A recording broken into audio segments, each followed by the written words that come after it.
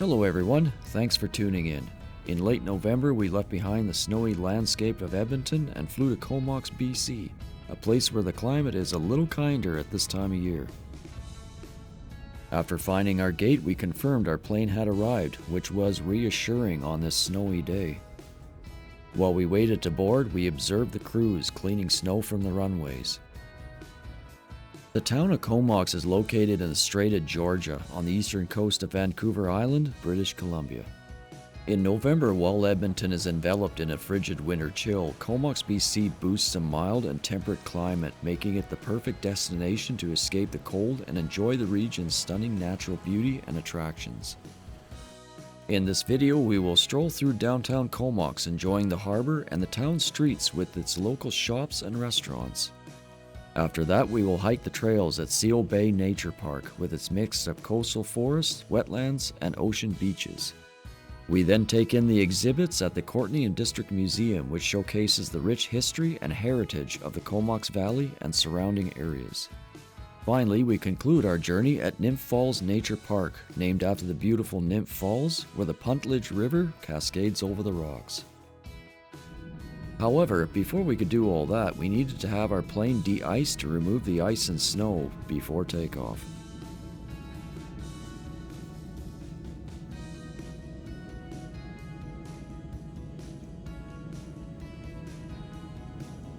But once in the air, we had stunning views of the Rocky Mountains as they passed us below. After an hour-and-a-half flight, we landed in Comox, got our luggage, and searched for our hotel. After a short drive, we found the hotel, no problem. Okay guys, Port Augusta Inn in Comox. So we'll start with the bathroom because this is right by the door. It's a nice bathroom. And then you walk through this way. And it's pretty nice. Comes with a living room, a fridge and a desk and a TV and no bed. No, I'm just kidding. Actually, the bed is up here. Apparently, this place was about the same amount of money as a regular room. So, we jumped on it. There's a bedroom, and that's pretty spacious. This is about the size of a normal hotel room as it is. It's hotter up here. Another TV. Why they give us the fan. But yeah, same price as a regular room. I don't know if it was just because it was the off season. I suspect it probably is. This is late November. There's the above view.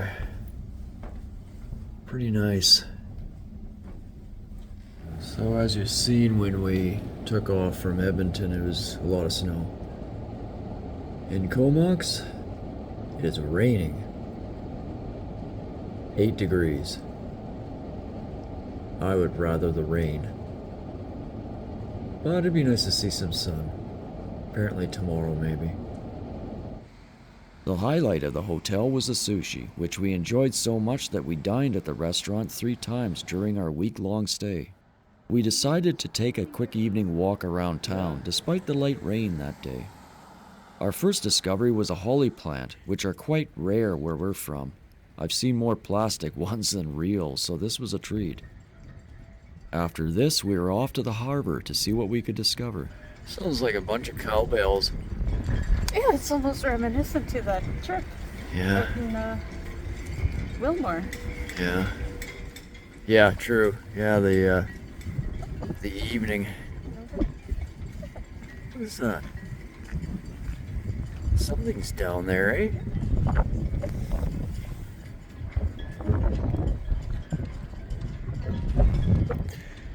Yeah, I'd come up for a look. Oh, we'll keep going. Maybe we'll see something. There was nothing else at the harbor that night, but back in town we spotted some black-tailed deer.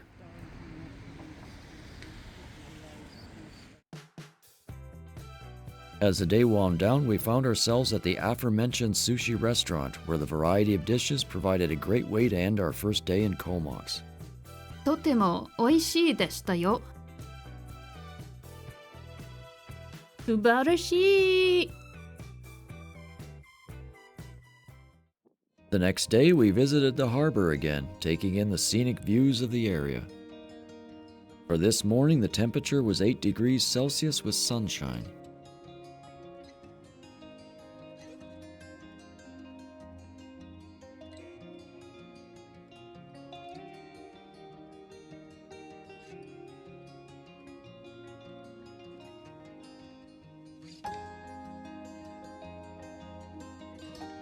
Before heading over to Seal Bay Nature Park, we took a moment and enjoyed the sight of these bald eagles.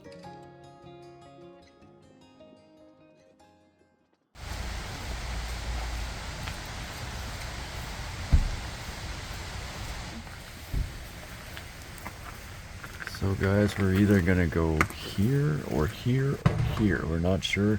We want to see seals and otters here. So we'll see how it goes. That's the trailhead. So let's go for some adventure. As we walk through the lush forest, the air is filled with the scent of cedar and the sounds of nature. The plan was to first hike the Seal Loop Trail, hoping to spot some seals along the ocean before connecting to the Copeland Trail later on. Seal Bay Nature Park spans over 600 hectares and includes a mix of forests, wetlands, and coastal habitats. As seen, the park has a fairly extensive network of trails, and we soon discovered that we did not give ourselves enough time to explore the area properly. Something to consider next time.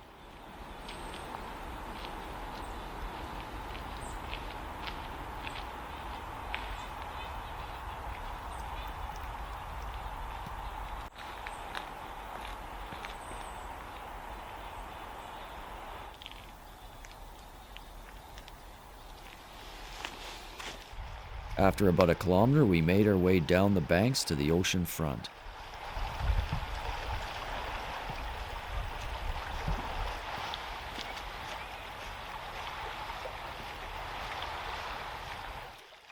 Walking along this peaceful beach, we spotted a ferry far in the distance.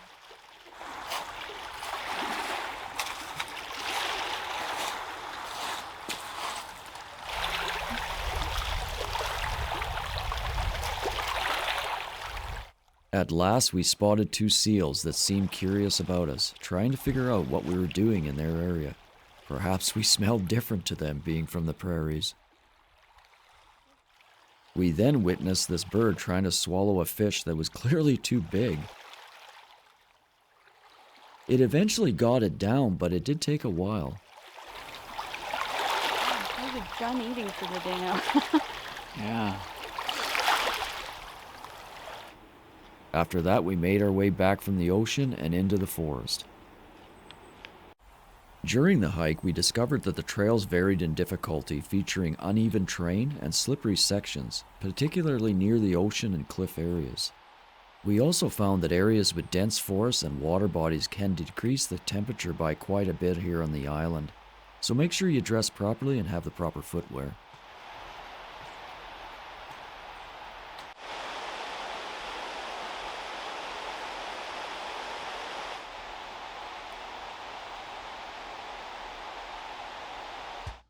After our hike, we found another local restaurant for lunch.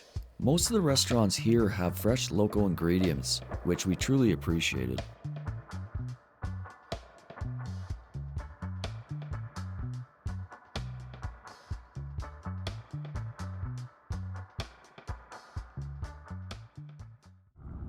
After that, we explored a bay area, which was situated close to downtown Comox.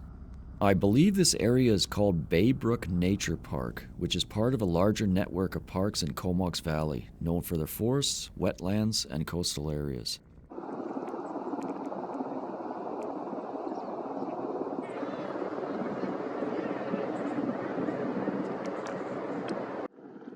While there, we seen this Canadian Coast Guard helicopter flying in. Not sure what they were doing or what the purpose was, but they stayed in that position for the duration of our time there. Maybe waiting for an invasion.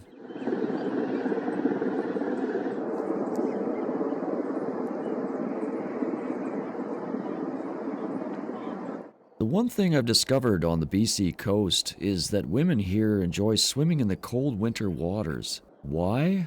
I will leave that debate to others. Probably one of the coolest handicap parking signs I've seen. That evening, we strolled along the waterfront and found a cozy restaurant that offered local seafood dishes. It had been a long day of exploring, and we had developed quite the appetite for the local cuisine. In a rare occasion, we both decided to order the same dish, which in this case was a seafood chowder. After our supper, we decided to take a quick walk through downtown Comox, where the streets had been illuminated by beautiful lights, adding a charm to the evening.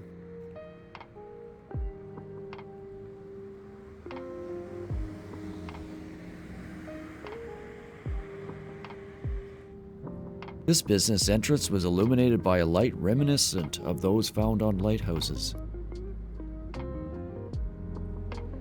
We had business to attend to the next morning, so filming didn't resume until we stopped at a pub for lunch in Courtenay, after which we explored the town and its history, as well taking advantage of the many seafood dishes in the area. On this day, we visited the Courtenay and District Museum to learn about the area's rich history, culture, and Indigenous heritage that shaped the community. One of the highlights of the museum is the Comox Valley elasmosaur, a well-preserved fossil that offers insight into the region's marine life during the late Cretaceous period, or approximately 100 to 66 million years ago. A nearly complete skeleton discovered on the banks of the Puntledge River in 1988, it took 3 months to excavate and is estimated to be roughly 12 meters in length.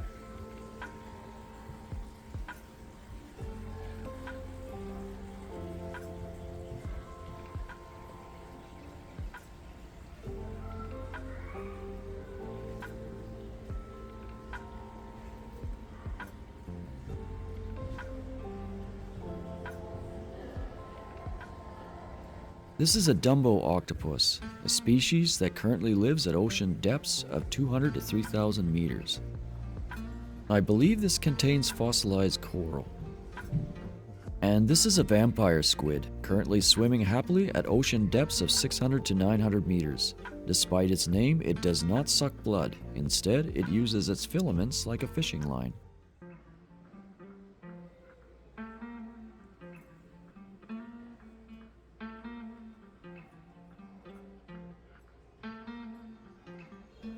The museum also features a strong collection of First Nations artifacts and artwork that represent Vancouver Island and the surrounding areas.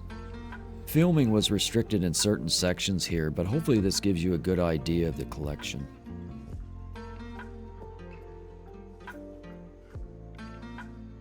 This shows the growth rings of a 1.84 meter diameter Douglas fir over its 1,100-year lifespan. The markers indicate historical milestones, culminating ironically in the arrival of white settlers, after which the tree was cut down. It's the same in Alberta and most likely everywhere else in the world. You have people that are very environmentally conscious, but you also have those who want to kill and burn everything on the planet. This area illustrates what Courtenay looked like from the late 1800s to the early 1900s, including a section on Chinese immigrants.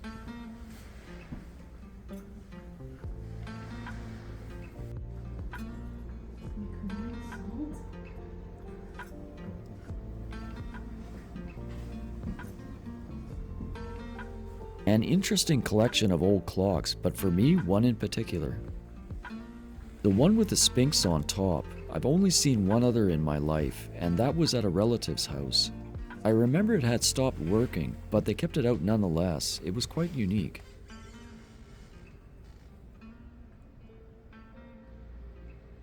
As we concluded our tour of the museum, we somehow found our way back to what was becoming a favorite restaurant.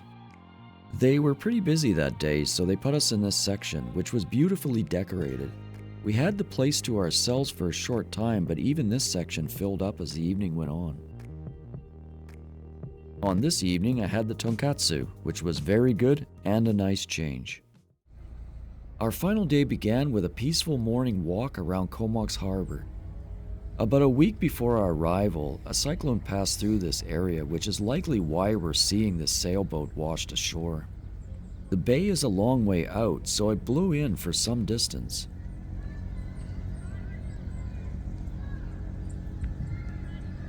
I learned that this harbor had been used by the Comox First Nation for thousands of years, long before European settlers arrived. By the mid-1800s, it was used by the British Royal Navy due to the bay's deep water and protective natural features.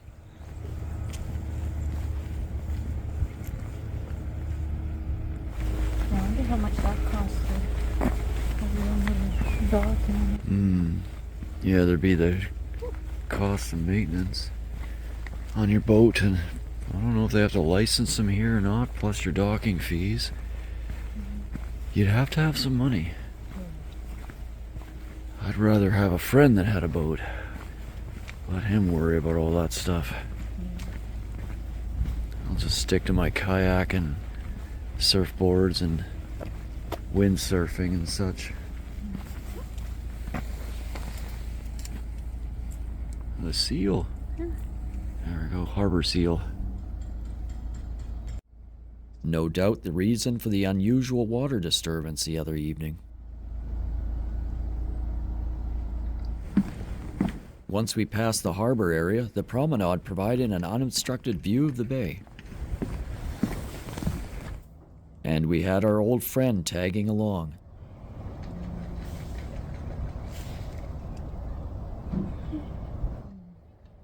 Another victim of the cyclone, no doubt. A few more looks at the beautiful scenery before going to Nymph Falls Nature Park, which is roughly 12 kilometers west of the harbor.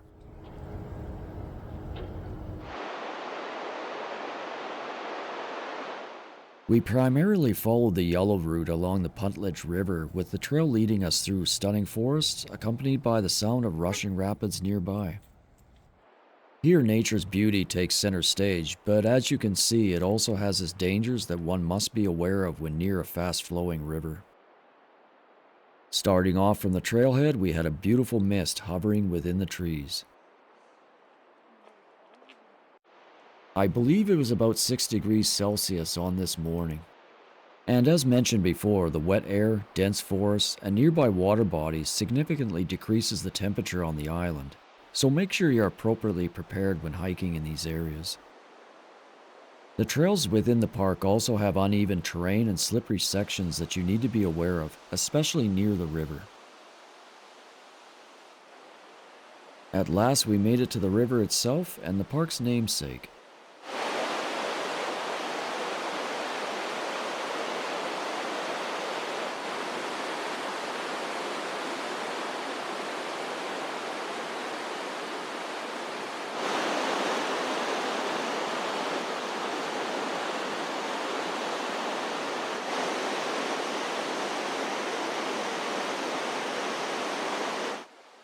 We were fortunate to spot a bald eagle perched high in the tree among the early morning mist.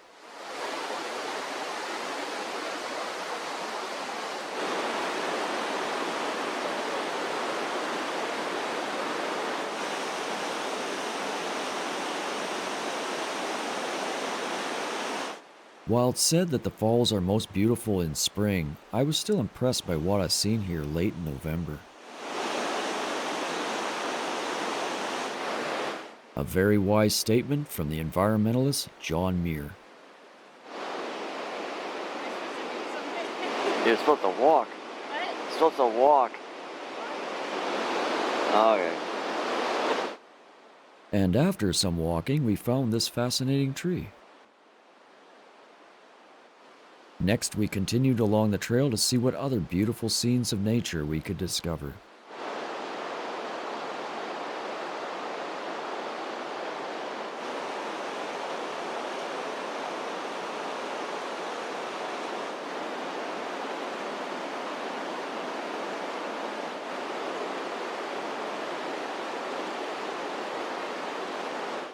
Here is one of the emergency sirens along the river, which I hope I never have to hear.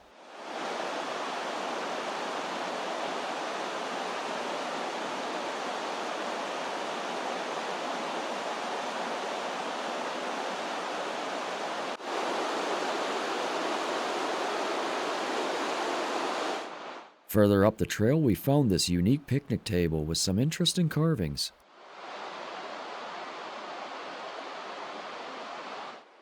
As I wind through the old-growth forest along the river, I can see why this is a popular destination for outdoor enthusiasts in the area.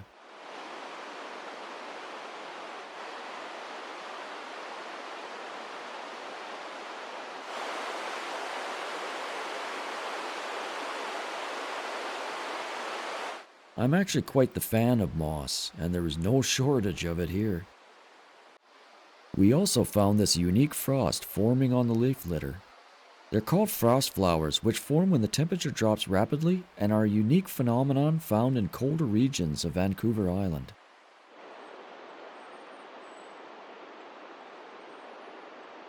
We paused for a final look at the Puntledge River before heading back to the trailhead.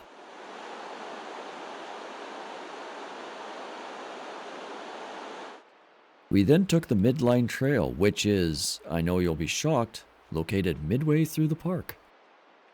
Another shocking story is we ended the day with sushi, which had certainly become one of the themes of this trip, especially since we enjoyed the restaurant and its diverse selection. Thank you for joining us on this adventure.